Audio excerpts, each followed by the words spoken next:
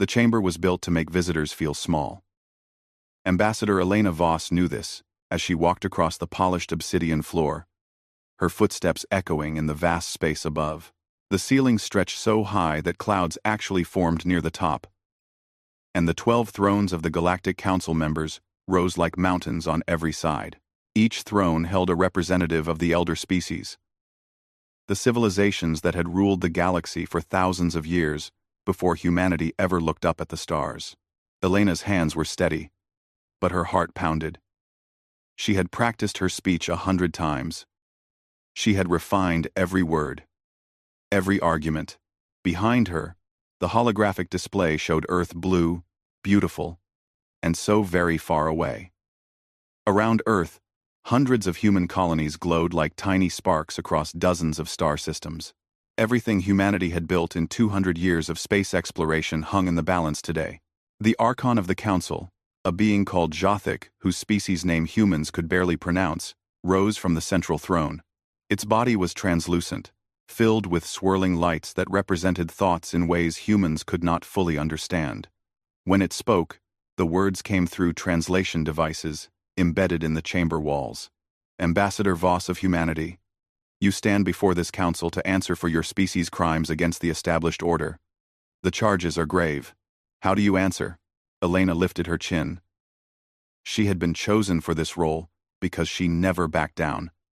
Not even when facing beings that saw humanity as children, playing with dangerous toys. Honorable Archon, members of the Council, I answer that humanity has committed no crimes.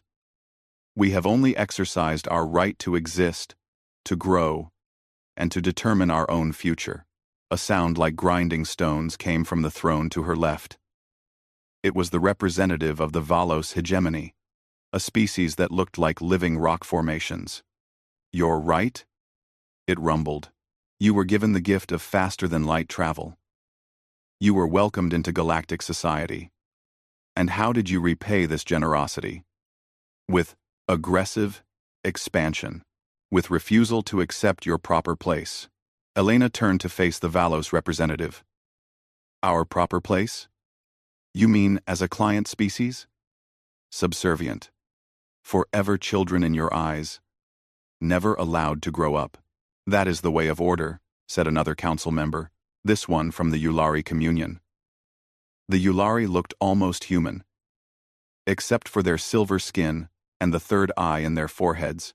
Every species must accept guidance from their elders. Every species must contribute to the greater harmony. You humans insist on doing things your own way. You terraform worlds without permission. You establish colonies in regions not designated for your settlement. You refuse to share your technological advances with the common database. You even... The Yulari's voice took on a tone of disbelief. You even allow your colony worlds to govern themselves differently. There is no unity, no harmony, only chaos. We call it freedom, Elena said quietly. We call it the right of people to choose their own governments, their own destinies. Yes, our colony worlds have different systems. Some are democracies. Some are corporate ventures. Some are religious communities. But they are all human. And they are all free. Is that really such a terrible crime? Galactic's lights swirled faster, colors shifting through the spectrum. You do not understand, young species. For 3 million of your years, the Council has maintained peace across this galaxy. We have prevented wars. We have guided younger species. We have created an order that allows billions of trillions of beings to coexist. Your individualism threatens that order. Your aggressive nature threatens that peace. We have threatened no one, Elena protested. We have fought no wars with Council species. We have engaged in trade, in cultural exchange. Our colonies border empty space. Space we chose to leave empty, interrupted the representative from the Korath Dominion. The Korath resembled enormous insects, with clicking mandibles and multiple eyes, space that serves as a buffer between the civilized regions and the outer darkness.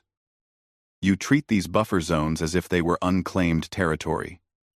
You expand without limit, without control. Where will it end? When will your hunger for new worlds be satisfied? Elena took a breath. She had known this would be difficult. But the hostility in the chamber was worse than she had expected. Humanity has settled 47 worlds beyond our home system. 47. Council member species control thousands of worlds each. The Valos hegemony alone administers over 2,000 settled planets. We are not threatening anyone's territory. We are simply growing, as all species must. At an unprecedented rate, said Jothic. In 200 years, you have spread farther than most species do in 2,000. Your population growth is explosive. Your resource consumption is staggering. Your culture celebrates competition, conflict, and individual achievement over collective good. These are the traits of a dangerous species. These are the traits that have destroyed countless civilizations before they could reach maturity. Or, Elena said, letting some of her frustration show, these are the traits that have allowed us to survive and thrive in an often hostile universe. My people have faced extinction multiple times in our history. We learned to adapt. We learned to innovate. We learned to never give up. Yes, we are competitive. Yes, we value individual freedom, but we also value cooperation when it matters. We have united our entire species under one federation. We have eliminated poverty, war, and hunger on our home world. We have achieved things you told us were impossible. And now you want to punish us for succeeding too well? The chamber fell silent for a moment. Then the Yulari spoke again, and there was something like sadness in its voice. You still do not understand. This is not about punishment. This is about prevention. We have seen species like yours before, Ambassador. Species that burn too bright, too fast. Species that cannot be controlled, cannot be guided. They always end the same way in fire and darkness, taking innocent civilizations down with them. We cannot allow that to happen again. Elena felt a chill run down her spine. What are you saying? Jothic's lights pulsed once, a deep crimson that filled the chamber with blood-colored illumination. The Council has made its decision. Humanity is hereby exiled from galactic society. You have 50 standard years to withdraw from all territories outside your home star system. All trade agreements are terminated immediately. All diplomatic channels are closed. All technology sharing is revoked. The stargates in human space will be confiscated and dismantled. Navigation beacons will be removed. You will be returned to your sol system, and there you will remain. The words hit Elena like a physical blow. You can't do this. You're sentencing us to isolation, to slow death. We are ensuring the safety of galactic civilization, said the Korath representative. Your expansion ends now. Your colonies will be reclaimed and reassigned to species that can govern them responsibly. Your people will have 50 years to evacuate. That is generous, considering the threat you represent. Elena's mind raced. 50 years. Billions of humans living on colony worlds, told to abandon their homes. The stargates that allowed travel between stars in days, instead of decades, taken away. Humanity would be trapped in one system, cut off from the rest of the galaxy, while every other species continued to grow and prosper. It was exile. It was imprisonment. It was a death sentence delivered slowly. This is not justice, she said, and her voice carried across the vast chamber. This is fear. You fear us because we will not bow.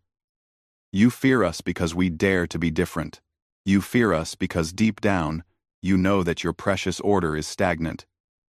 It is a cage, and we refuse to enter it. So you will build a bigger cage around our entire species and call it wisdom. Watch your tongue, human, growled the Valos representative. You stand before the highest authority in the galaxy, an authority that has just proven itself tyrannical, Elena shot back. You speak of peace and harmony, but what you really want is control. Absolute, unchanging control. Well, you cannot control us. You could have tried to work with us. You could have tried to find a middle ground. Instead, you choose exile. You choose to make an enemy where you could have had an ally. Jothic's lights flickered through a sequence of colors Elena had never seen before. When it spoke, there was something almost like regret in the translated words. We do not seek enemies, Ambassador Voss. But neither can we allow the cancer of uncontrolled ambition to spread through the galaxy we have protected for so long. Your species will have time to reflect in isolation. Perhaps, in a few thousand years, you will mature. Perhaps you will learn to value harmony over chaos. Until then, this is goodbye. The vote has been taken, announced the Yulari. All 12 council members vote in favor of exile. The decree is unanimous and final. Ambassador Voss, you have 30 days to leave council space. Your ship will be escorted to the border. All other human vessels will be similarly escorted. The clock begins now. Elena stood alone on the obsidian floor, surrounded by beings who had just condemned her entire species to exile.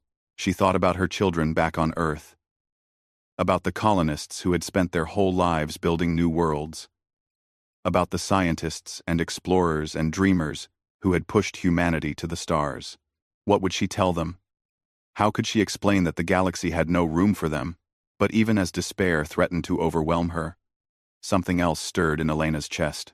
It was the same thing that had driven her ancestors to cross oceans on wooden ships, to climb mountains no one had climbed before, to venture into space when it seemed impossible. It was defiance. It was the absolute refusal to accept defeat. She looked up at Jothic, at the swirling lights that represented a mind millions of years old. When she spoke, her voice was steady and clear. You have made your judgment. We will make our future. You believe you are protecting the galaxy from humanity. I think, Archon, that you have just protected humanity from the galaxy, from your stagnation, from your fear, from your need to control everything and everyone. Elena turned and began walking toward the chamber exit. Her footsteps echoed in the silence. At the doorway, she paused and looked back one last time. 50 years, you said. 50 years to evacuate our colonies. I wonder, in 50 years, will you remember this moment? Will you remember the day you could have gained humanity as a partner, but chose to make us find our own path instead? I suspect you will. I very much suspect you will. She walked through the doorway and did not look back again. Behind her, the 12 members of the Galactic Council sat in silence on their thrones. None of them spoke. None of them moved. They had made their decision, following protocols established over millions of years.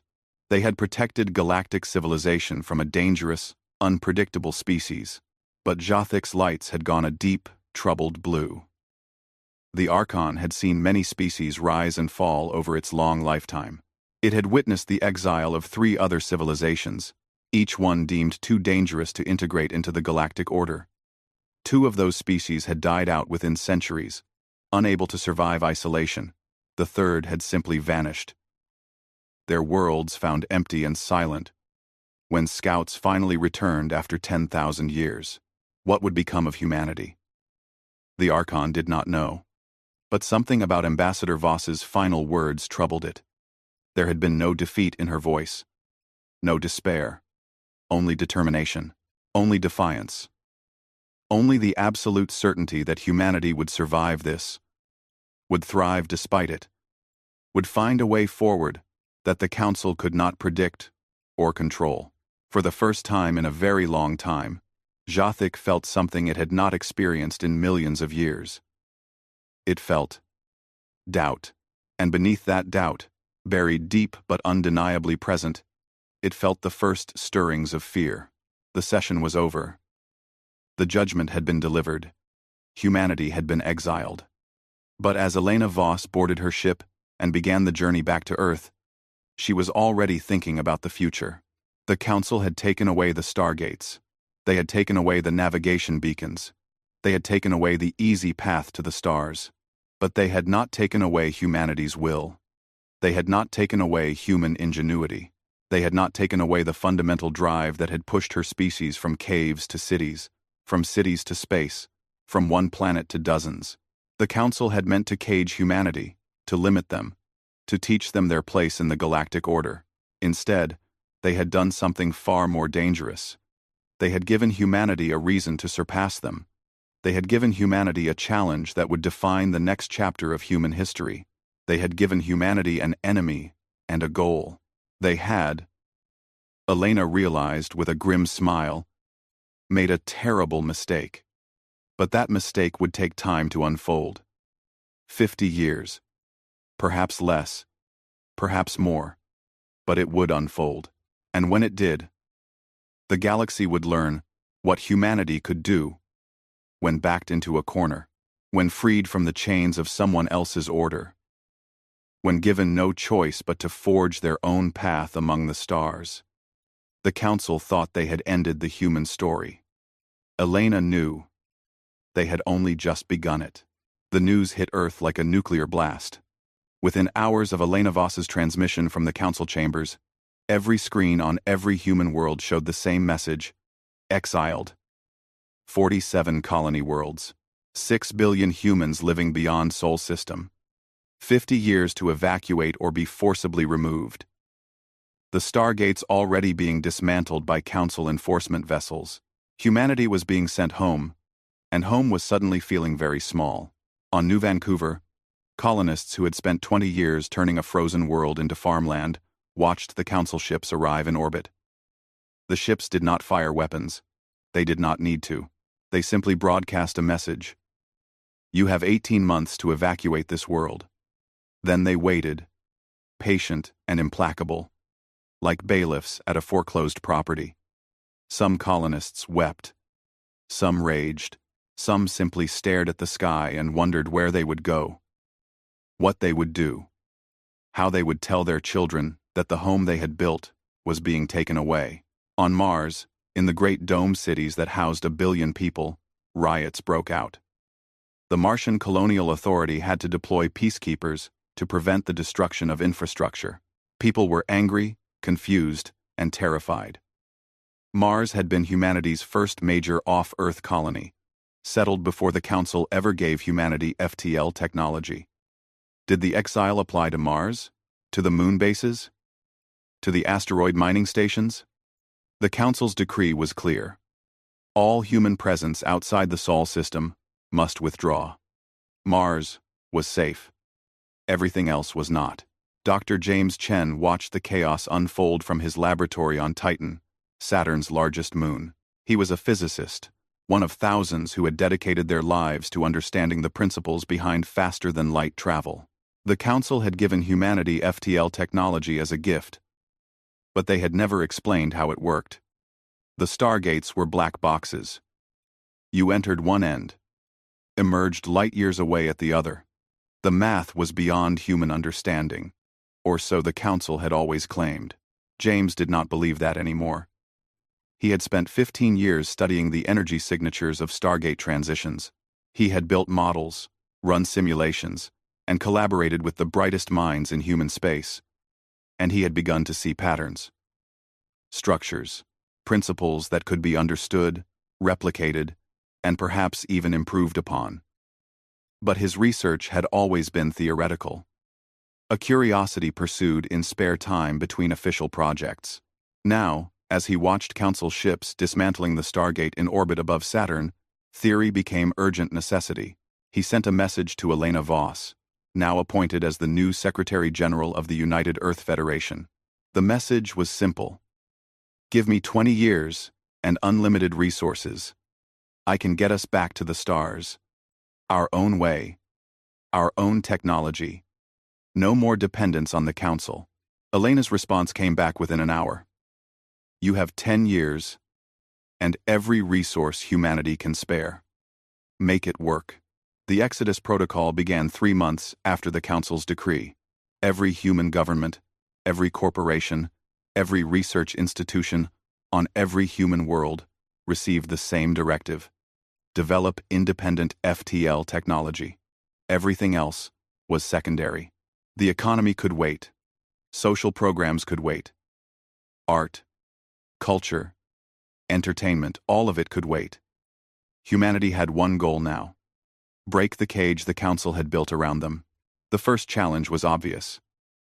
The Council had removed not just the stargates, but also the navigation beacons that made interstellar travel possible. Without those beacons, even if humans developed their own FTL drive, they would be flying blind through space-time, unable to find their destinations, unable to navigate the currents and eddies of faster-than-light space. It was like having a ship but no compass, no maps, no way to know where you were going until you arrived somewhere, probably the wrong somewhere. But humanity had something the Council never expected. They had desperation. And desperation made people creative in ways comfort never could. Dr. Sarah Okonkwo, an astrophysicist from the Lagos Space Center, proposed a radical solution. Instead of relying on artificial beacons, why not use natural ones? Every star emitted a unique signature of radiation, gravitational waves, and quantum fluctuations. If you could build a database of these signatures, create a detailed map of space based on natural stellar phenomena, you could navigate without any artificial aids. It would require measuring thousands of stars, building computational models of staggering complexity, and developing sensors that could detect quantum variations across light years. It would take years. It would require the combined efforts of every observatory, every space telescope, every sensor array humanity possessed. But it was possible. Elena gave the order. Begin mapping immediately. The Great Survey began, and humanity turned its eyes to the stars with an intensity that bordered on obsession. James Chen and his team attacked the FTL problem from another angle. The Council's stargates worked by creating stable wormholes through higher dimensions. That much was clear from observation. But creating stable wormholes required exotic matter with negative energy density, something that existed only theoretically in human physics. The Council obviously knew how to generate or find this exotic matter. Humans did not, unless they looked at the problem differently. James remembered something from old Earth history, a theory proposed by a physicist named Miguel Alcubierre in the late 20th century. The Alcubierre drive concept suggested compressing space-time in front of a ship while expanding it behind, creating a warp bubble that could move faster than light without actually accelerating the ship. It had always been dismissed as impossible because it too required exotic matter. But what if you did not need to maintain the warp bubble constantly? What if you could pulse it, creating brief moments of faster-than-light travel interspersed with normal space? It would be slower than the Council's continuous FTL. Much slower. But it would be independent. It would be human technology, built with human understanding, controlled by human operators. James pitched the idea to a joint conference of physicists, engineers, and military strategists. He expected skepticism. Instead, he got funding, personnel, and a mandate. Make it work. Within 6 months, construction began on the first prototype drive at a facility in the asteroid belt. They called it the Alcubierre-Chen drive, and they called the prototype ship Defiance. The years that followed were hard. Humanity's economy was transformed into a war economy. Though there was no war, only a race against time and physics. The asteroid belt became the center of a massive industrial complex. Thousands of mining ships stripped resources from asteroids.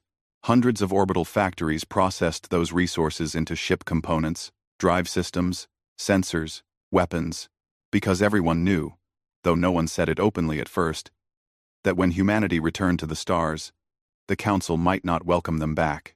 The United Earth Forces, humanity's combined military, underwent the most dramatic transformation. It had been a defensive force, designed to protect shipping lanes and deter pirates. Now it became the Terran Expeditionary Navy, a fleet built for deep space operations, for survival far from any support, for scenarios that ranged from exploration to combat. Admiral Marcus Stone, a career officer who had spent 30 years in space, took command. His first order was simple: train for the worst and hope for the best. On Earth, the cultural shift was profound. The generation that came of age during the exile developed a worldview shaped entirely by the Council's rejection. They called themselves the Exodus generation. And they were harder than their parents. More focused.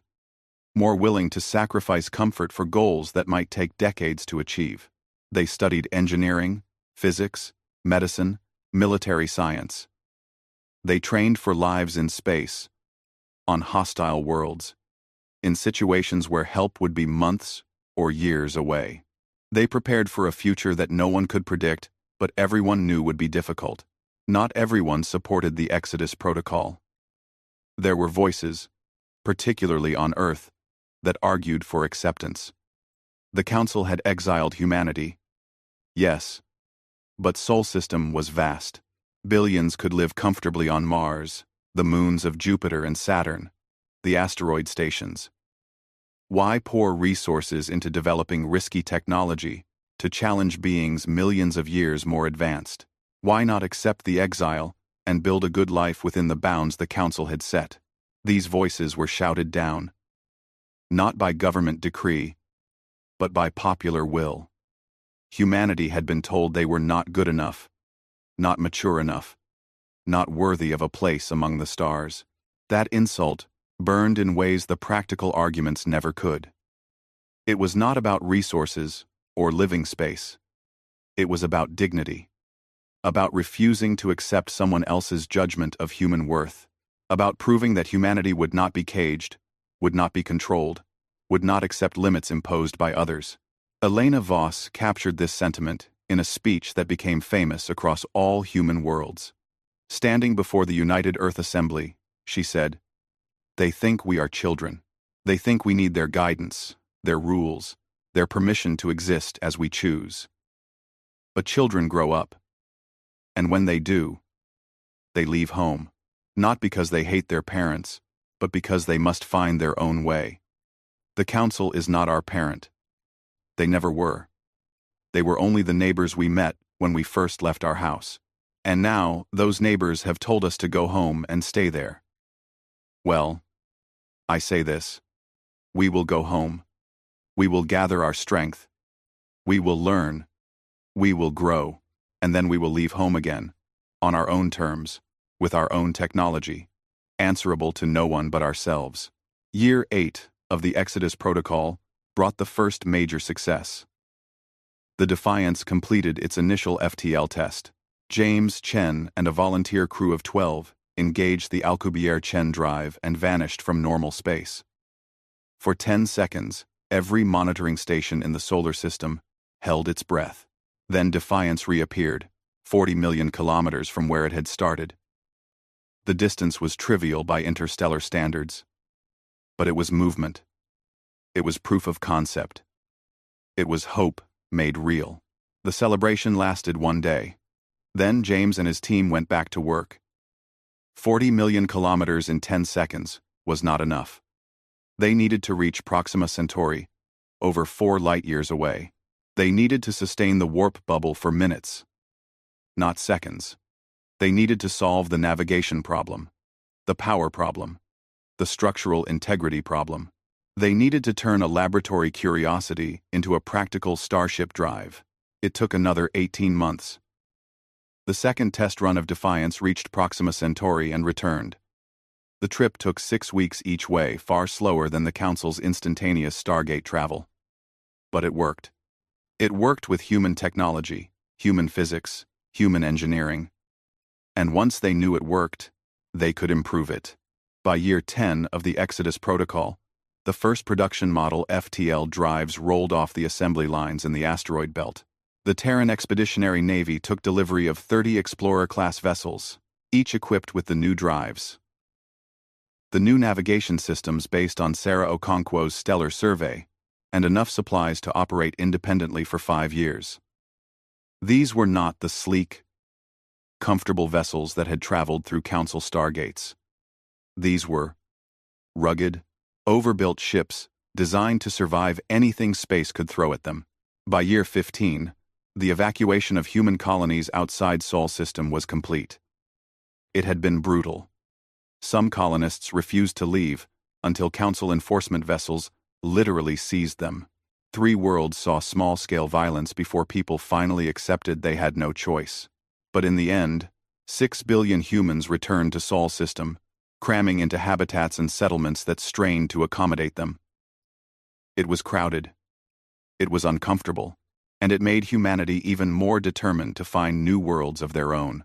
By year 20, everything was ready. 300 colony ships, each capable of carrying 20,000 people, sat in orbit around Mars. Escort vessels, armed with the latest weapons, surrounded them. The Terran Expeditionary Navy had grown to over 500 ships, ranging from small scouts to massive dreadnoughts that carried enough firepower to sterilize a planet. And every ship had the Alcubierre-Chen drive. Every ship could navigate using the stellar survey data. Every ship was independent of Council technology. Admiral Stone stood on the bridge of his flagship, the TEN Indomitable, and looked at the fleet gathered around him. He thought about the last 20 years.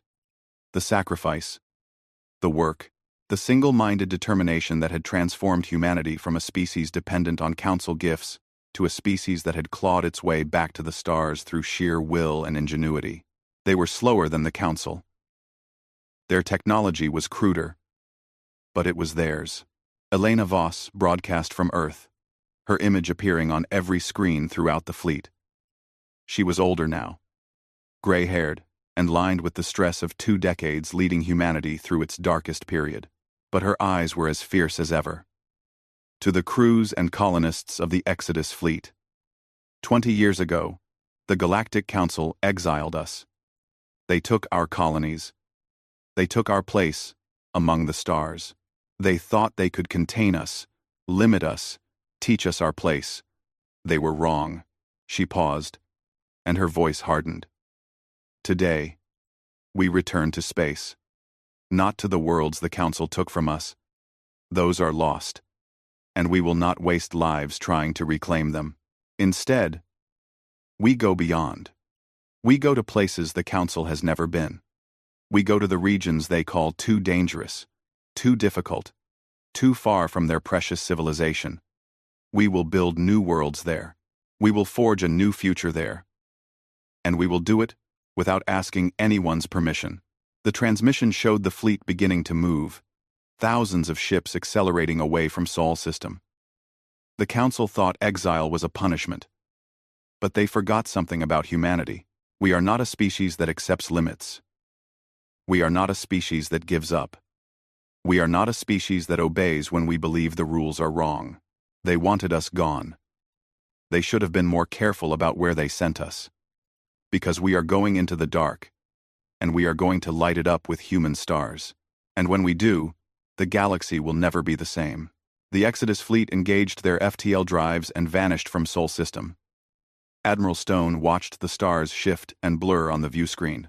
He thought about the unknown territories ahead, the worlds waiting to be discovered, the challenges that would test everything humanity had learned. He thought about the Council, sitting in their comfortable chambers, believing they had solved the human problem 20 years ago. He smiled. It was not a kind smile. It was the smile of someone who knew a secret the Council did not. Exile had not weakened humanity.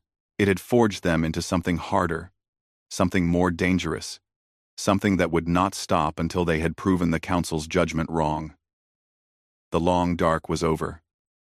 The claiming was about to begin. The Exodus fleet emerged from FTL space at the coordinates marked as Sector 447 on human star charts. On Council maps, this region was labeled with a simple notation: unsuitable for settlement.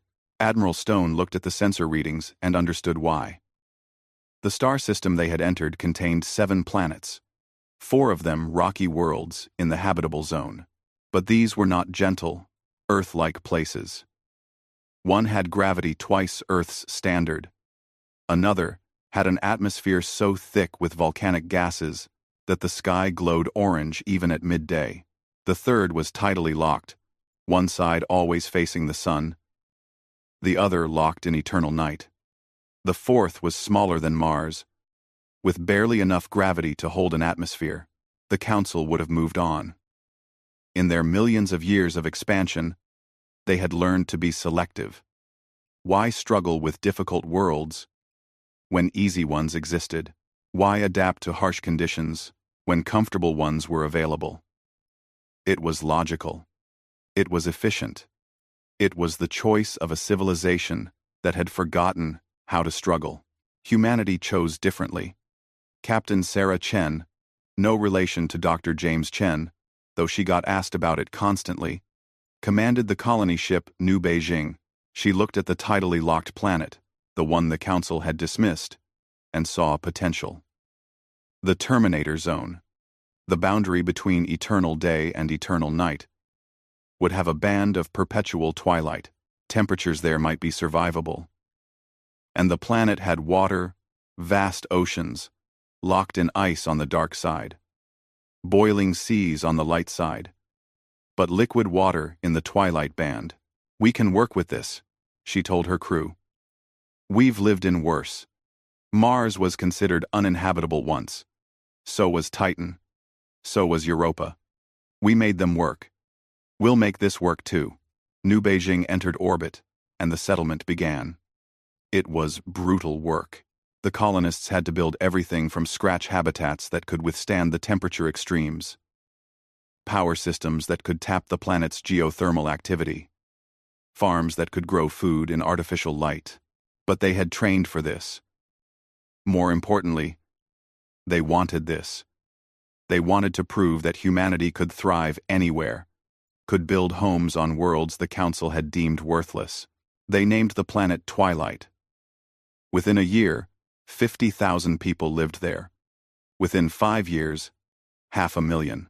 The settlement sprawled along the Terminator Zone, a ribbon of lights and life on a world the Council had written off. And the colonists were proud of it.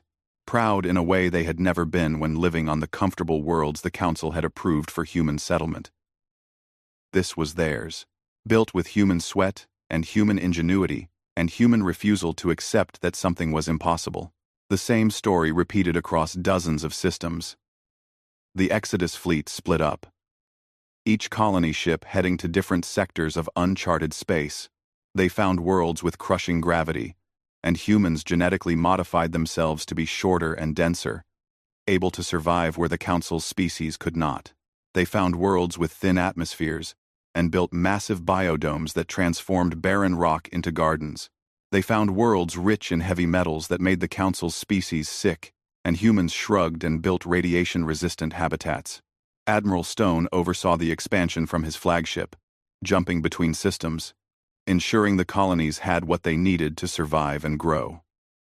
He began to see a pattern.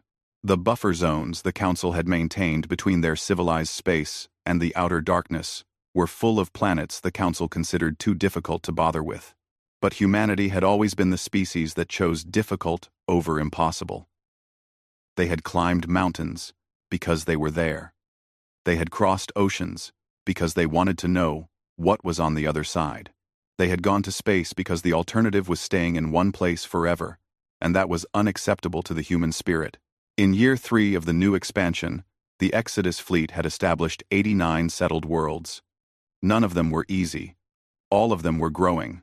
The Terran Federation, as the government was now officially called, established the Frontier Compact, a charter that gave each colony world radical autonomy. Earth would provide support, defense, and coordination. But each world would govern itself as it saw fit. Some became democracies. Some became corporate ventures. Some became religious communities. Some invented entirely new forms of government that had never been tried before. The Council would have seen this as chaos. The Terran Federation called it freedom. And it worked, because every colony world was bound by a single common purpose: survive and prove that humanity belonged among the stars, regardless of what the Council believed. Year 5 brought the first contact with another species since the exile.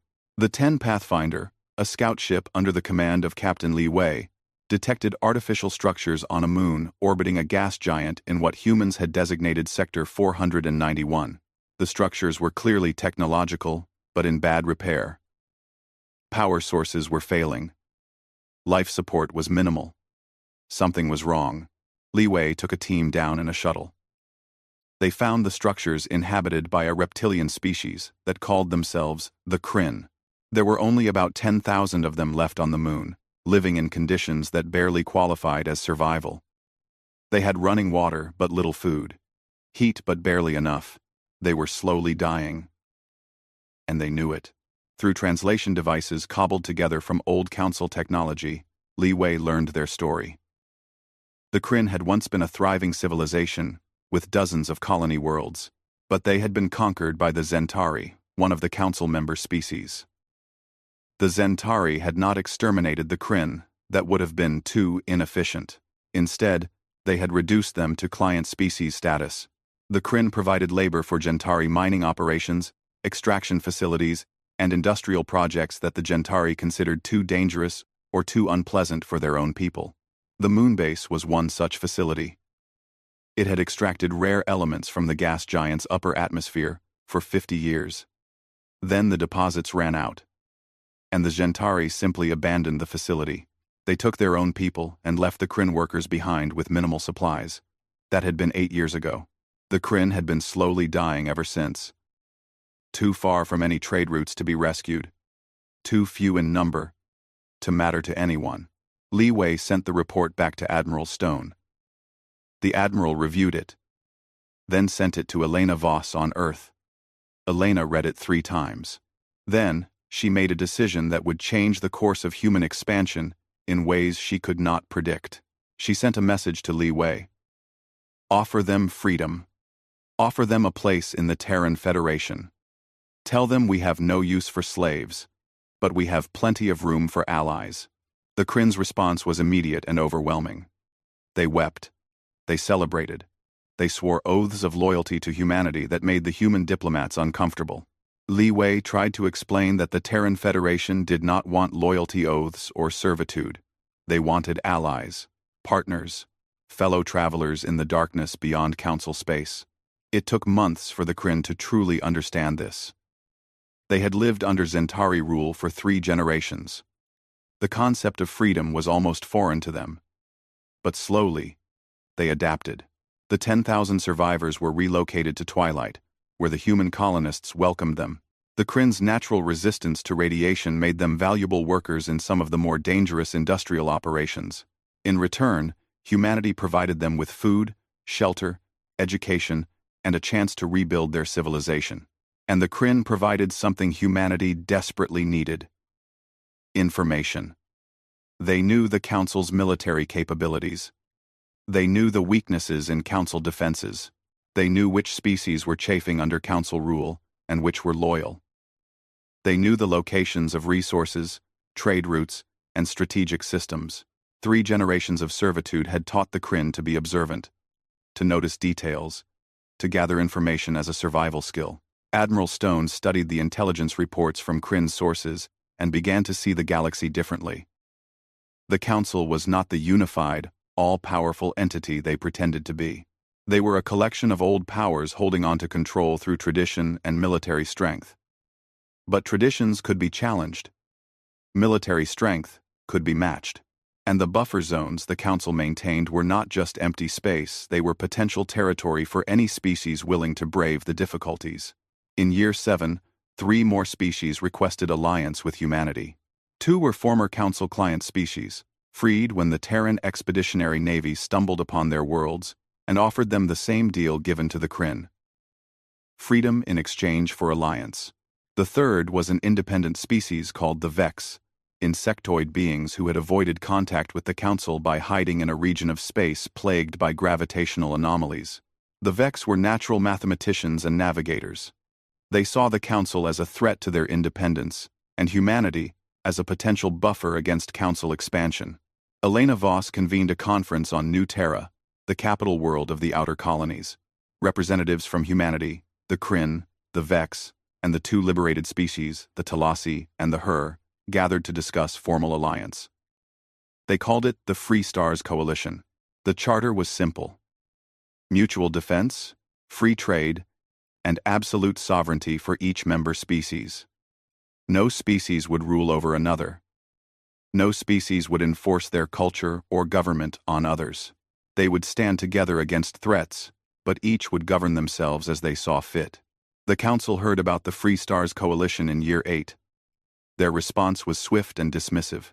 The Galactic Council sent a formal communication to Elena Voss, now holding the title of First President of the Free Stars Coalition, in addition to her role as Secretary General of the Terran Federation.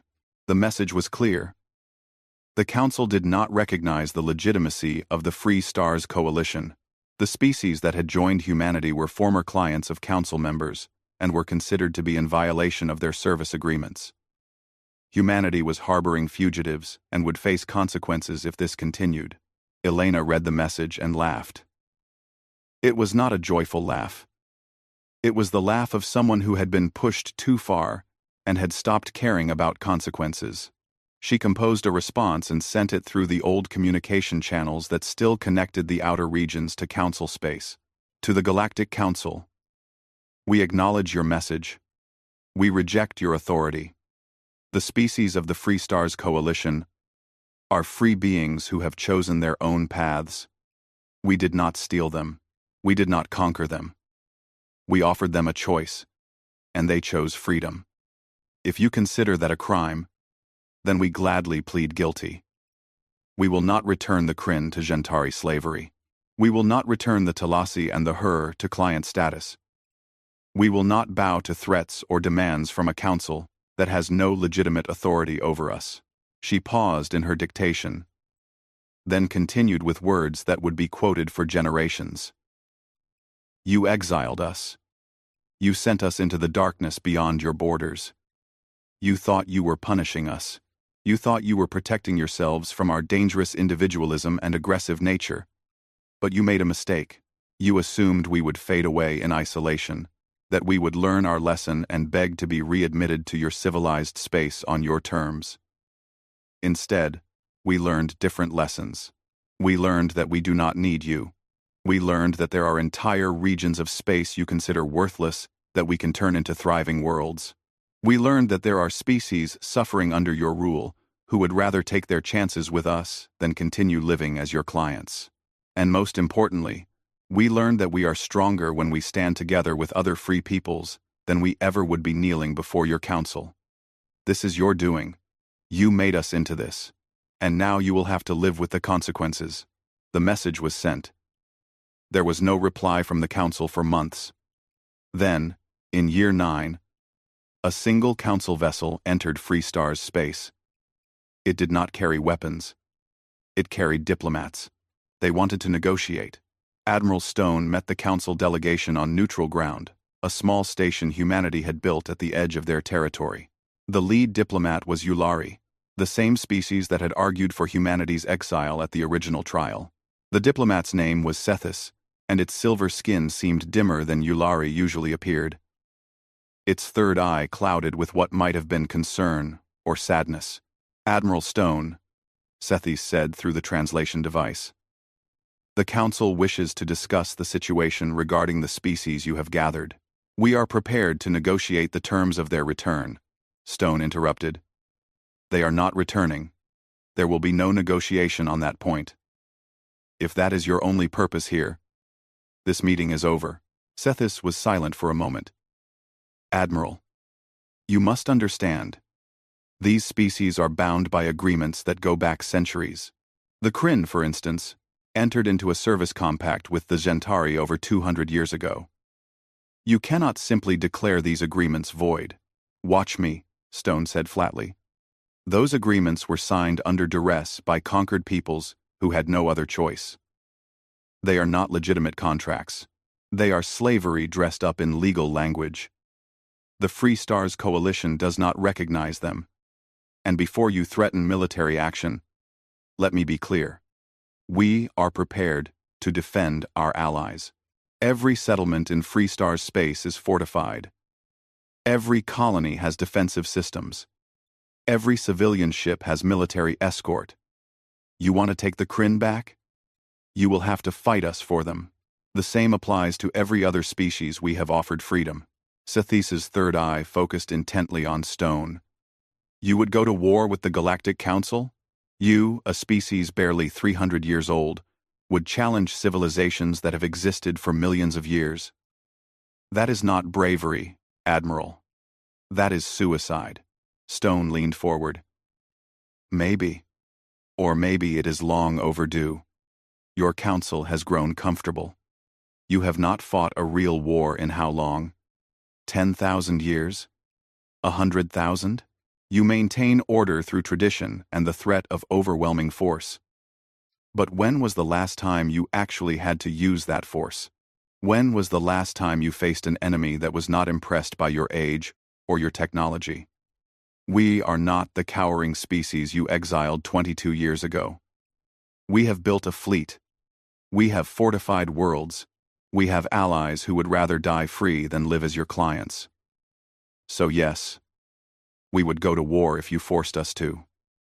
And maybe we would lose. But it would not be the easy victory you are expecting. It would cost you. And I think, deep down, you know that. The meeting ended without agreement. Sethis and the council delegation departed, and Stone sent a report to Elena Voss. They are afraid. Not terrified, but worried. They did not expect us to be this strong, this fast. They did not expect us to have allies. They expected to find a handful of desperate human settlements barely surviving in the outer darkness. Instead, they found the Free Stars Coalition. They will try something. I do not know what or when, but they will try to put us back in our place. We need to be ready. Elena received the report and immediately authorized the construction of 20 new shipyards in the outer colonies.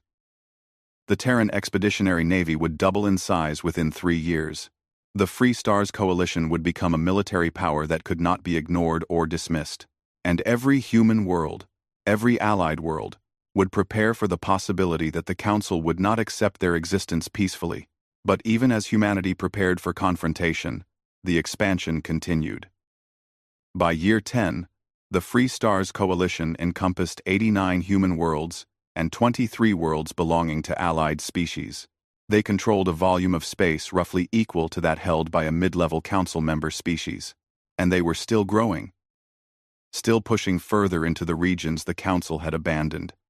Still turning worthless rocks into thriving colonies. Admiral Stone stood on the bridge of the Indomitable and looked at a holographic map of Free Stars territory. It glowed with hundreds of points of light settlements, stations, shipyards, mining operations. 2 decades ago, humanity had been exiled with nothing but their home system. Now, they controlled more territory than they had ever held under council authority, and they had done it without anyone's permission. He thought about Elena Voss's words at the beginning of the Exodus. The council had thought exile was punishment, but they had given humanity something far more valuable. Motivation, the drive to prove them wrong. The determination to build something that did not depend on council approval or council technology. The absolute refusal to accept limits imposed by others. Stone smiled. It was the smile of someone who knew exactly how dangerous they had become. The council had made humanity find their own way. Now, humanity was going to show the galaxy what that way looked like. And the council, sitting in their ancient chambers, secure in their millions of years of tradition, had no idea what was coming. The crisis came from an unexpected direction. The Valos hegemony, one of the Galactic Council's founding members, announced that they were reclaiming a world called New Gdansk, in what they termed illegally occupied buffer territory. The world had been settled by humans 7 years earlier, and now housed 200,000 colonists. The Valos claimed ancient territorial rights, dating back 50,000 years. Rights that had never been formally ceded, despite the region being abandoned for millennia. Governor Katya Volkov received the Valos ultimatum on a Tuesday morning. The message was formal, cold, and absolute. New Gdansk's human population had 30 days to evacuate. After that deadline, the Valos would deploy military forces to secure the planet for proper resettlement by their own people. Any humans remaining would be removed by force. The message did not threaten violence explicitly, but the implication was clear. Leave peacefully, or be made to leave. Katya was a third-generation colonist, born on Mars during the early days of human expansion. She had been 12 when the Council exiled humanity, and she remembered watching her parents weep as they realized their dreams of a life among the stars were being torn away. She had sworn then that she would never let anyone take her home again. Now she was 42, governor of a thriving colony world, responsible for 200,000 people who had spent 7 years building farms, cities, and lives on New Gdansk. And someone was trying to take it all away. She sent an urgent message to Elena Voss on New Terra. Elena's response came within hours. Do not evacuate.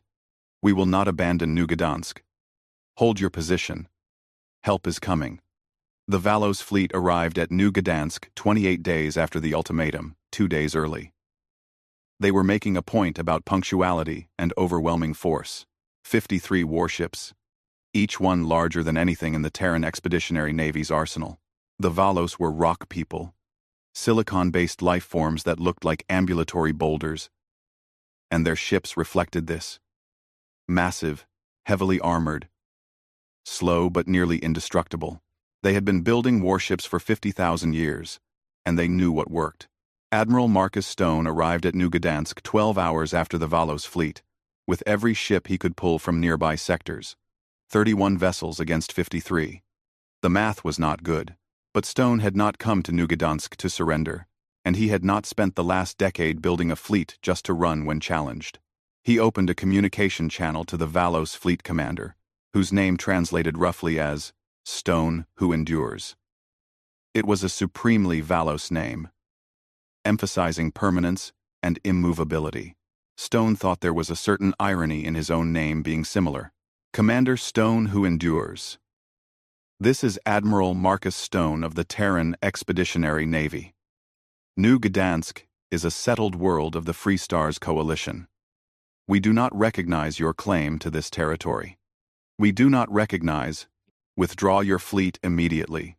The Valos commander's response was slow, each word separated by a pause that suggested the translation device was struggling with concepts that did not exist in Valos language.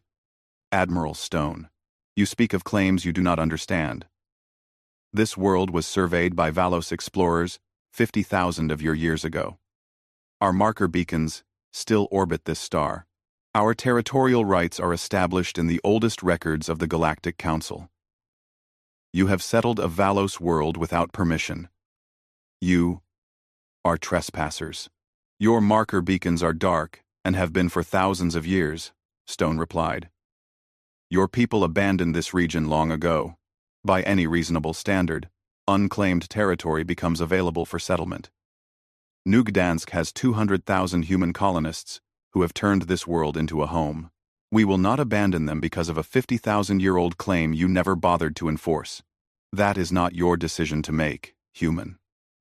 The Council has ruled on this matter. New Gdansk falls within ancient Valos territory, and the Council has authorized us to reclaim it. Your colonists have. The pause was longer this time. 6 of your hours to begin evacuation. After that, we will enforce compliance. Stone cut the transmission and turned to his command staff. Recommendations? Captain Li Wei, promoted to Stone's tactical officer after the successful first contact with the Kryn, studied the holographic display showing both fleets. They have us outnumbered and outgunned. Every one of their ships outmasses our largest vessel by a factor of 3. So we do not fight straight, Stone said. What are their weaknesses? Li Wei highlighted sections of the Valos formation on the display. They are slow. Those ships are built like flying fortresses, incredible defenses, but poor maneuverability. Our vessels are faster, more agile. We can outturn them, out-accelerate them. Their weapons are designed for long-range slugging matches. If we close to point-blank range, their big guns become a liability. Boarding actions? Asked Commander Sarah Chen, who had transferred from colony ship duty to military command 3 years earlier. Li Wei nodded slowly. Possible. The Valos are large, strong, and tough, but they are not fast. In close combat, a human with powered armor and modern weapons might actually have an advantage. It would be brutal, though. Boarding a Valos warship would be like fighting inside a flying bunker. Stone made his decision. We go in close. We use our speed and size advantage. We target their sensor arrays and communication systems, blind them, isolate them, force them to fight as individuals instead of as a coordinated fleet. And we make it clear from the start that we are not backing down. If they want New Gdansk, they will have to take it over our debris field. The Battle of New Gdansk began 6 hours later, when the Valos fleet moved into orbit over the planet and began deploying landing craft. Stone's fleet accelerated at maximum burn, closing the distance far faster than Valos' tactical doctrine considered reasonable. The Valos opened fire at maximum range, and their guns were devastating. The 10 Relentless took 3 direct hits and lost power, drifting out of formation. The 10 Courage exploded when a Valos particle beam penetrated her reactor shielding, but the Terran ships kept coming. They wove through the Valos formation like sharks through a pod of whales, too fast for the massive Valos ships to track effectively. Human missiles, far more maneuverable than Valos weapons, struck at sensor arrays and communication nodes.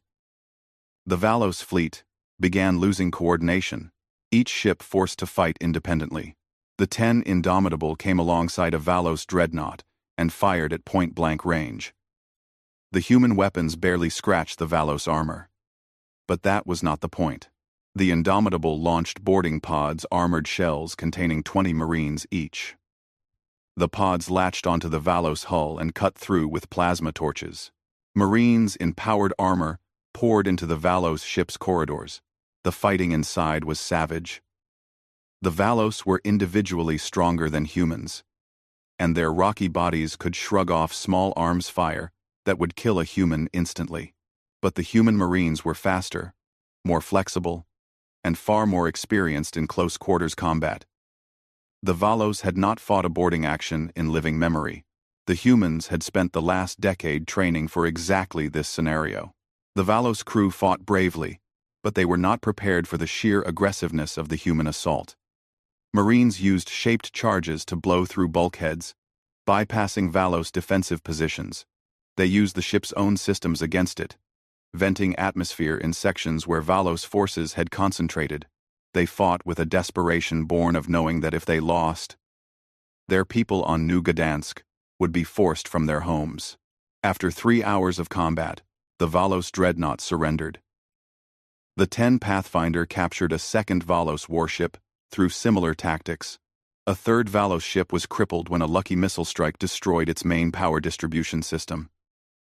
And suddenly the mathematics of the battle changed. The Valos still had numerical superiority, but they had lost their aura of invincibility. The humans had proven they could fight, could win, could take on ships 3 times their size, and come out victorious. Commander Stone, who endures, sent a message to Admiral Stone. The Valos commander's tone had changed from condescending certainty to something closer to respect mixed with shock. Admiral Stone, this is not how civilized species conduct warfare. Your tactics are brutal. Your willingness to risk your ships is reckless. Your boarding actions violate a dozen protocols established by the Council. And yet they work, Stone replied. Commander, here is the situation. You came here to take our colony. We came here to defend it. You have lost 3 ships and taken casualties you were not expecting. We have lost 2 ships and many good people. This battle can continue until both our fleets are destroyed, or we can stop now. Your choice. There was a long pause. Then, Stone, who endures, spoke again, and there was something in the translated words that sounded almost like admiration. You would have kept fighting. Even if we had destroyed half your fleet, you would have kept fighting. Our species refuses to be conquered, Stone corrected. There is a difference. Will you withdraw, or do we continue? The Valos fleet withdrew. It was not a rout they left in formation, in good order, with their captured ships retrieved through a negotiated exchange of prisoners. But they left. New Gdansk remained in human hands. And word of the battle spread across the galaxy, faster than any ship could travel. The Galactic Council convened an emergency session. The topic was simple. Humanity had defeated a council member species in open combat. The Valos hegemony, one of the most ancient and respected civilizations in the galaxy, had been forced to retreat by a species that had been exiled barely 3 decades ago. The implications were staggering. 3 council species sent diplomatic messages to the Free Stars Coalition. 2 were former client civilizations that requested information about the process of joining the coalition. 1 was an independent species that had maintained neutrality for millennia, but now saw humanity as a potential ally against council expansion into their territory. Elena Voss welcomed all 3 sets of diplomats and began negotiations. The Free Stars Coalition grew. Within a year of the Battle of New Gdansk, 7 new species had joined. 2 were former council clients who had watched the battle reports and decided they would rather ally with humanity than continue serving council members. 3 were independent species from the outer regions who saw the coalition as a counterweight to council power. 2 were species that had been in the process of being conquered by council members but had managed to hold out long enough for human intervention to arrive. The Terran Expeditionary Navy grew as well. New shipyards came online in a dozen systems. The latest designs incorporated lessons from New Gdansk faster engines, more maneuverable frames, weapons optimized for close-range combat, and humanity began building a new class of vessel, the Titangent-class dreadnought. These ships were massive, each one massing as much as a Valos warship, but built with human design philosophy. Speed over armor, firepower over endurance, the ability to strike hard and fast, then disengage before the enemy could respond. Admiral Stone oversaw the construction of the first Titangent-class ship and named it the 10 Defiance, after the experimental vessel that had first proven human FTL capability. When Defiance launched from the Titan shipyards above Saturn, she carried enough firepower to match 3 Valos dreadnoughts. And she was just the first. 10 more were under construction, with 20 more planned. The Galactic Council sent another delegation to meet with Elena Voss. This time, they came not with threats, but with demands for negotiation. The Council wanted to establish containment protocols, agreements that would limit Free Star's expansion, restrict the coalition from interfering with Council member affairs, and prevent the liberation of any more client species.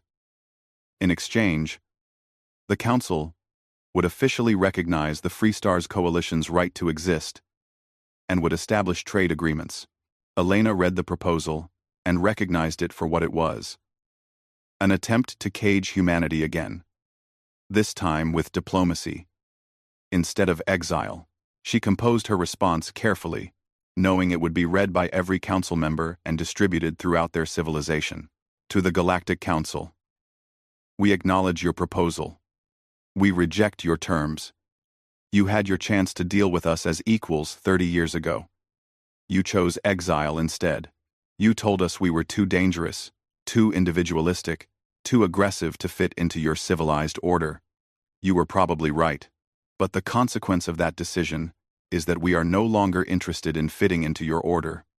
We have built our own, she continued, her words measured but firm. You speak of containment protocols, as if you have the authority to limit our growth, to dictate our foreign policy, to control who we ally with. You do not have that authority. You gave it up when you exiled us. The Free Stars Coalition will continue to expand into unclaimed territory. We will continue to offer freedom to species who request it. We will continue to defend our worlds and our allies against anyone who threatens them, whether they are council members or not. The final paragraph became famous across human space. You had your chance to have humanity as a junior partner, grateful for your guidance and willing to accept your rules. That time has passed. Now you have a choice. You can accept that the Free Stars Coalition exists, that we are your equals, and that we will not be controlled. Or You can try to force us back into submission. But be warned, the Battle of New Gdansk was not a fluke. It was a demonstration. We are willing to fight for our freedom. We are good at fighting. And we are not going away. The choice is yours. But choose carefully. Because if you choose war, we will give you one. And it will not be the easy victory you expect. The message was sent. The Council's response was months in coming. And when it arrived, it was not what Elena had expected. The Council did not choose war. But they did not choose peace, either. Instead, they chose something in between. Cold War. A state of tension and competition short of open conflict. Trade restrictions. Diplomatic pressure on neutral species to avoid the Free Stars coalition. Military buildups along the borders. And a gathering sense that something was going to break, sooner or later. Admiral Stone prepared for what he knew was coming. The Council had been humiliated at New Gdansk. They had been defied in Elena's message. They could not let that stand without response, or they would lose credibility with their own client species. The question was not if the Council would strike back, but when and where, and how humanity would respond when they did. On New Gdansk, Governor Katya Volkov stood on the balcony of her office and looked out at the city spreading below. It had grown in the year since the battle. More buildings, more farms in the surrounding countryside. More people arriving from Earth and Mars and the other colonies, drawn by the story of the world that had stood against the Council and won. She thought about the future. About the children being born who would never know anything but freedom, who would grow up believing they had a right to exist among the stars, regardless of what ancient civilizations thought. She thought about the cost of that freedom. The ships destroyed, the people killed, the certainty that more battles were coming, more sacrifices would be required. And she decided it was worth it, every bit of it. Because the alternative was to bow, to accept limits imposed by others, to live as clients or exiles in a galaxy that belonged to someone else. And that was not acceptable. Not anymore. Not ever again. The hammer fell 5 years after the Battle of New Gdansk. The Galactic Council, unable to tolerate the continued growth of the Free Stars Coalition, authorized Operation Correction. It was the largest military mobilization in Council history. 5,000 warships drawn from 8 member species, all converging on a single target. The target was not New Gdansk, which the Council had learned to avoid. Instead, they chose Tartarus Gate, a strategic system at the edge of Free Stars territory where humanity had built a massive Stargate hub connecting dozens of colony worlds. The plan was simple and overwhelming. Destroy Tartarus Gate, and the Free Stars coalition would be fractured. Travel times between human worlds would increase from days to weeks. Coordination would become nearly impossible. The coalition would collapse into isolated pockets that could be negotiated with or conquered individually. It was a good plan, based on solid strategic thinking. It might even have worked if the Council had been facing a conventional enemy. Admiral Marcus Stone received word of the Council fleet's approach when they were still 3 days out from Tartarus Gate. His scouts had been watching Council military movements for years, and the sudden concentration of ships was impossible to miss. He had 800 vessels available, counting every combat-capable ship in the Free Stars coalition. The math was brutal. 5,000 against 800. 6-to-1 odds against the most powerful fleet humanity had ever assembled. He could have evacuated Tartarus Gate, pulled back, saved his ships for a defensive campaign that might slow the Council advance. It would have been the sensible, strategic choice. Admiral Stone had not become the commander of the Terran Expeditionary Navy by making sensible choices. He sent a message to every ship in the coalition fleet. They think numbers will win this battle. They think their superior technology and experience will overwhelm us. They think we will run when we see the size of their fleet. They have forgotten something important about humanity. We do not calculate odds before we decide to fight. We decide to fight, and then we figure out how to win. Tartarus Gate does not fall. Not today. Not ever. All ships, prepare for combat. The Free Stars fleet assembled at Tartarus Gate in a formation that would have made traditional fleet tacticians weep.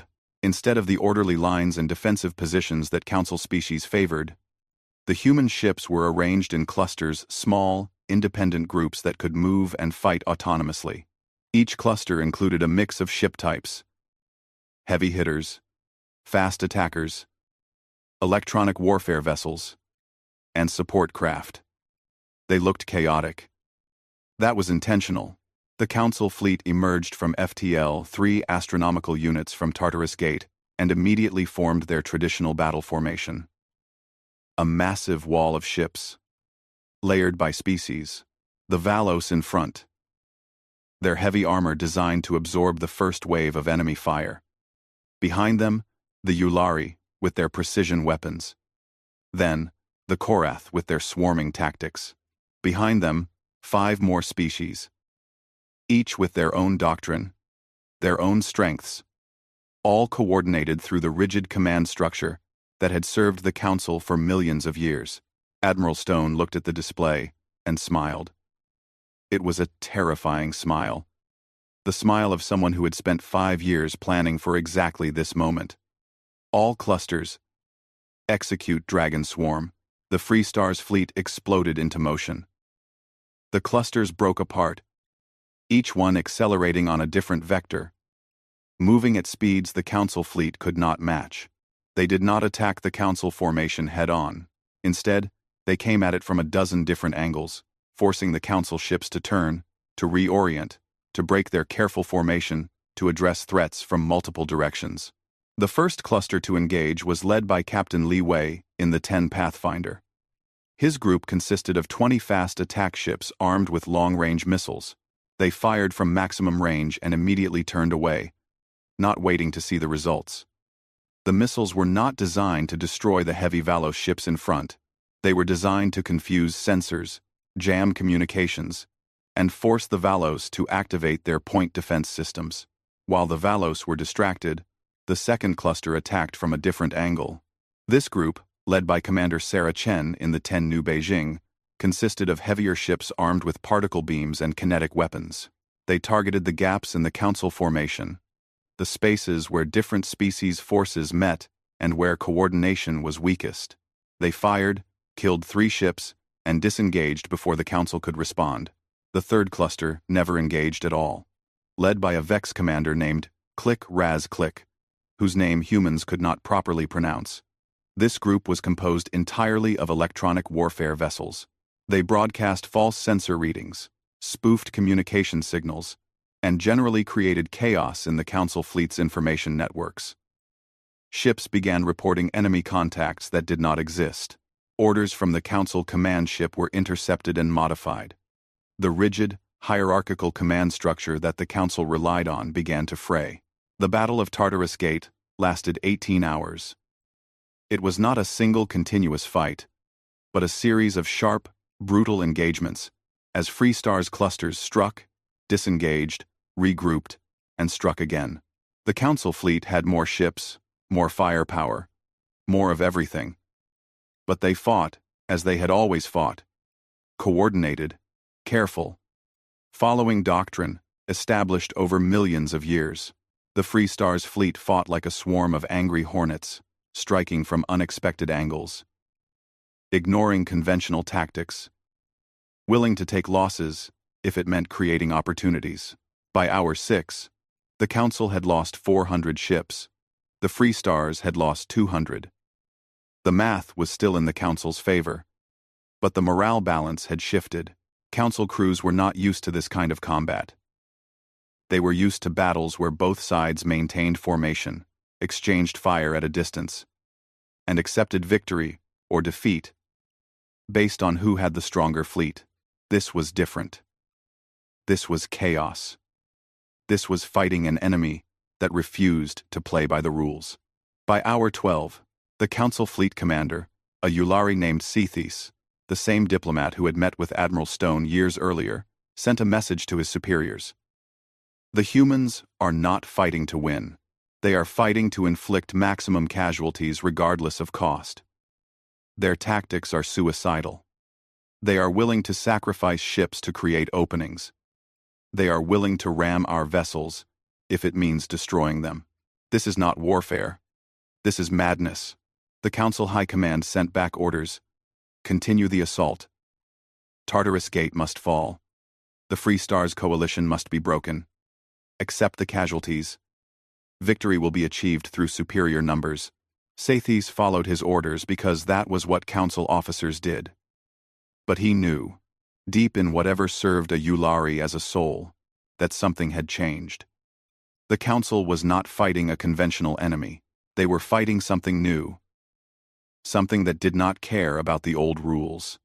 By hour 15, the Terran Expeditionary Navy deployed its secret weapon. 3 Titangent-class dreadnoughts, led by Admiral Stone in the 10 Defiance, had been holding back, waiting for the perfect moment. That moment came when the Council fleet was fully engaged, scattered across a volume of space trying to deal with a dozen different threats. The 3 Titans jumped into the heart of the Council formation and opened fire. Each Titan carried enough firepower to destroy a dozen conventional warships. They were not designed to survive extended combat. They were designed to cause maximum destruction in the shortest possible time. The 10 Defiance targeted the Council command ship, the Yulari vessel where Sethis coordinated the entire fleet. A single barrage of particle beams and missiles overwhelmed the Yulari ship's defenses. It died in silence, taking Sethis and 2,000 crew members with it. Without their command ship, the Council fleet began to fragment. Different species forces had different ideas about what to do next. Some wanted to retreat and regroup. Some wanted to push forward and take Tartarus Gate despite the losses. Some wanted to stop and establish a defensive position.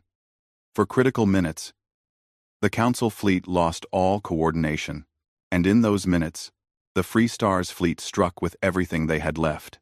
By hour 18, the Council fleet was retreating. They had lost 1,700 ships.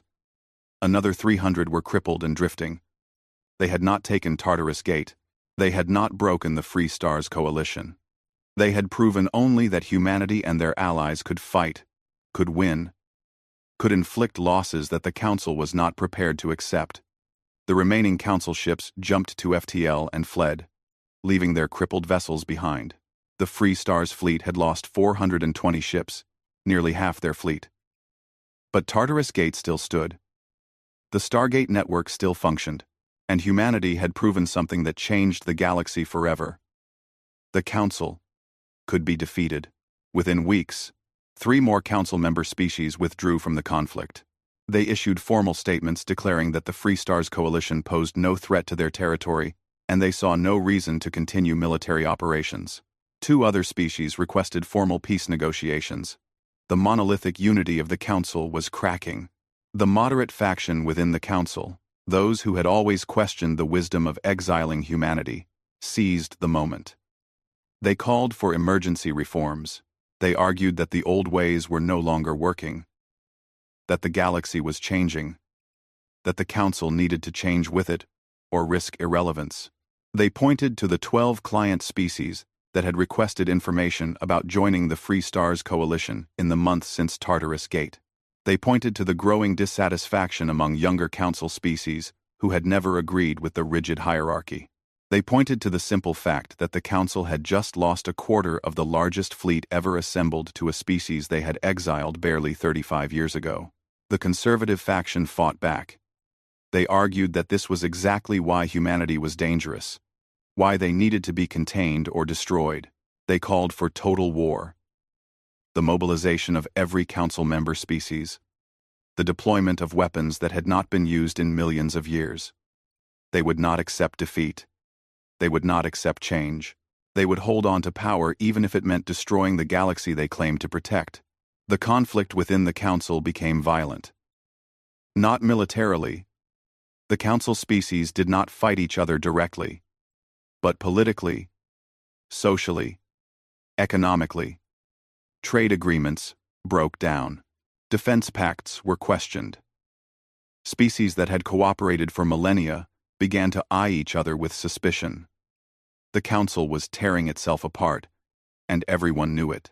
Elena Voss watched the council fracture from New Terra and knew the opportunity had arrived. For 35 years, humanity had been reacting to the council's decisions, building in response to their exile, fighting in response to their attacks. Now it was time to act instead of react. She authorized what came to be known as the Reckoning, a coordinated series of operations across a dozen systems where client species of council members were being held in servitude. The Terran Expeditionary Navy, what remained of it after Tartarus Gate, split into a dozen task forces. Each force was assigned to a client species that had sent secret messages to the Free Stars Coalition requesting liberation. The operations were surgical. Human ships would jump into a system, broadcast a message offering freedom and alliance, and wait for the client species to respond. If they accepted, the humans would help them evacuate anyone who wanted to leave. If the council member species tried to interfere, the humans would fight long enough for the evacuation to complete, then disengage. It was not conquest, it was liberation. Or at least, that was how Elena presented it to the galaxy. The client species were being given a choice: continue serving their council masters or join the Free Stars Coalition as equals. Millions chose freedom.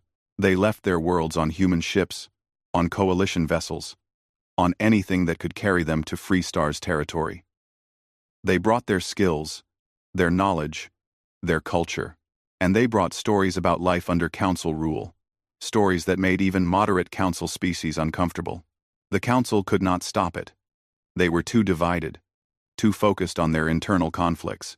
By the time they realized what was happening, a dozen client species had been liberated, transported to Free Stars territory, and given worlds of their own to settle. The Free Stars Coalition had grown from 7 species to 19, almost overnight. The final act came 2 years after Tartarus Gate. Elena Voss sent a message not to the Galactic Council, but to every species in the galaxy, council members and independents alike. She proposed a new organization, the Galactic Commonwealth. It would replace the council with a democratic body where every species had equal representation.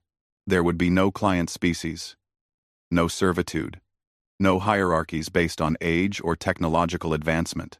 Every civilization would govern itself as it saw fit. But they would cooperate on matters of mutual concern: trade, defense, scientific research, and peaceful expansion. The proposal was radical. It threatened to overturn millions of years of galactic order. The conservative council members rejected it immediately. But the moderate faction saw it differently. They saw an opportunity to transform the council into something better, something that could actually survive in a galaxy where species like humanity existed. They began negotiations with Elena and the Free Stars Coalition. The negotiations took 3 years. They were difficult, contentious, and several times came close to breakdown. But slowly, painfully, a new order began to take shape. The old Galactic Council was dissolved. The Galactic Commonwealth was established with humanity as a founding member, equal to species that had ruled the galaxy for millions of years. Client species were freed, their servitude agreements voided. Every species was guaranteed sovereignty and the right to self-determination. Not every council species joined the Commonwealth. 3 refused and withdrew into their own territory, maintaining their old hierarchies and client relationships. The galaxy watched to see if they would survive or if history would eventually force them to adapt. But the majority of council species, and nearly all independent species, chose to join. The Commonwealth was imperfect, messy, and constantly arguing. But it was free. Elena Voss stood before the first session of the Commonwealth Assembly. She was 70 years old now, her hair completely gray, her face lined with decades of stress and responsibility. She had been ambassador during the exile, secretary general during the long, dark, first president during the war. Now she was simply one representative among hundreds, speaking for humanity and the Terran Federation. She thought about the journey humanity had taken. From exile to survival, to expansion, to war, to this moment. Standing as equals in a galaxy that had once rejected them, she thought about the cost the ships lost, the people killed, the years of struggle and sacrifice. She thought about what they had built and what they had become. Representatives of the Commonwealth, she began, her voice still strong despite her age. 37 years ago, the old council exiled my species. They told us we were too dangerous, too aggressive, too individualistic to fit into civilized society. They thought they were protecting the galaxy from us. Instead, they did something else. They freed us from the burden of seeking approval from those who would never give it. They forced us to find our own path. They made us prove that we could survive and thrive without anyone's permission. She paused, looking around the chamber at the hundreds of species represented there. I will not pretend humanity is perfect. We are competitive. We are aggressive. We value individual freedom over collective harmony. These traits make us difficult neighbors sometimes, but they also make us resilient. They make us creative. They make us willing to take risks that others might avoid. And when we found other species suffering under the old order, we offered them the same thing we had been forced to claim for ourselves. Freedom. End quote. One we filled. End quote. Elena's voice softened. The council thought exile was a punishment. They thought isolation would teach us our place. Instead, it became our forge. The pressure, the struggle, the absolute necessity of succeeding or dying, it transformed us. It made us stronger. It made us determined. It made us into the species standing before you today. And I think, looking back, that exile was the greatest gift the council could have given us, because it forced us to become truly free.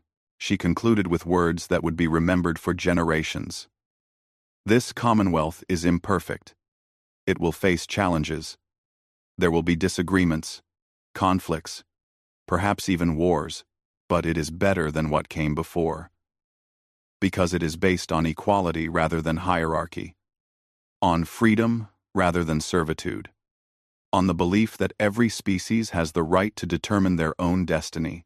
The old council tried to cage humanity. We broke free. And then we broke the cage so that others could be free too. That is our legacy. That is what we offer the galaxy.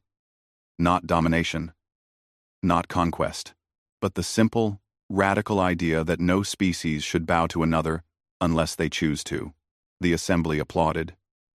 Not all of them. Some species still resented humanity's rise, still mourned the old order. But enough. Enough to move forward. Enough to build something new. Admiral Marcus Stone, now retired and serving as an advisor to the Commonwealth Defense Force, watched Elena's speech from the gallery. He thought about the first time he had met her, decades ago, when she had returned from the council chambers with news of humanity's exile. He remembered her defiance then, her absolute refusal to accept defeat. That defiance had become humanity's defining characteristic. It had carried them through the long dark, through the claiming, through the wars, and finally to this moment. He wondered what would come next. The galaxy was vast. There were still unexplored regions, unknown species, challenges that would test everything the Commonwealth had built. But for the first time since humanity had reached for the stars, they would face those challenges not alone. Not as exiles, but as equals among equals. As partners in the great work of civilization. On New Gdansk, Governor Katya Volkov, now retired, and running a small farm with her grandchildren, watched the Commonwealth's founding ceremony on her screen. She thought about the battle that had happened in orbit above her world. The day humanity had proven they could stand against the Council. That had been the turning point, she believed. The moment when the galaxy had stopped seeing humanity as upstart children and started seeing them as something else. Something dangerous. Yes, but also something necessary. The galaxy needed species like humanity. Species that refused to accept the status quo. species that questioned authority, species that valued freedom over comfort. Because without those species, civilizations stagnated. They became rigid, inflexible, unable to adapt to change. They became like the old council, ancient, powerful, and increasingly irrelevant in a galaxy that no longer fit their assumptions. Katya's granddaughter, a girl of 8 named Elena after the woman who had saved their world, asked a simple question. "Grandmother, are we safe now? Will there be more wars?" Katya considered lying, giving the child the comfort of false certainty. But that was not the human way. That was not what the last 37 years had taught them. "I do not know," she said honestly. "There might be more wars. There will certainly be more challenges. But we are not alone anymore. We have allies. We have proven ourselves. And we have something that no one can take away from us." "What is that?" Elena asked. "The knowledge that we can survive anything. That we can turn exile into opportunity. That we can take what others see as worthless and make it valuable. That we can break cages, build new worlds, and change the galaxy when it needs changing. That is what humanity is, child. That is what we proved. And that is something worth remembering, no matter what comes next." The girl nodded, understanding in the way children sometimes do. And Katya turned back to her farm, to the crops growing in soil that had been barren rock 40 years ago, to the life she had built on a world the council had tried to take away. She was home, her people were free. And the galaxy, whether it liked it or not, had learned to make room for humanity among the stars. The exile was over. The long dark was past. The wars had been fought, and, if not won, at least survived. What came next was uncertain. But uncertainty had never stopped humanity before. They had been rejected by the galaxy's oldest civilizations and had built their own civilization in response. They had been caged and had broken free. They had been told their place and had refused to accept it. They thought exile was a punishment. Humanity made it their forge. And from that forge had come something new, something the galaxy had not seen in millions of years. Change. Real, fundamental change. The old order was dead. The new order was being born. And humanity, the species that had been cast out barely 4 decades ago, stood at the center of it all. Not because they were the strongest, not because they were the oldest or the most advanced, but because they refused to accept that the galaxy belonged to anyone but those willing to fight for their place in it. That refusal, that defiance, that absolute unwillingness to bow that was humanity's gift to the galaxy. It was a dangerous gift. But dangerous gifts were sometimes exactly what stagnant civilizations needed to remember how to grow.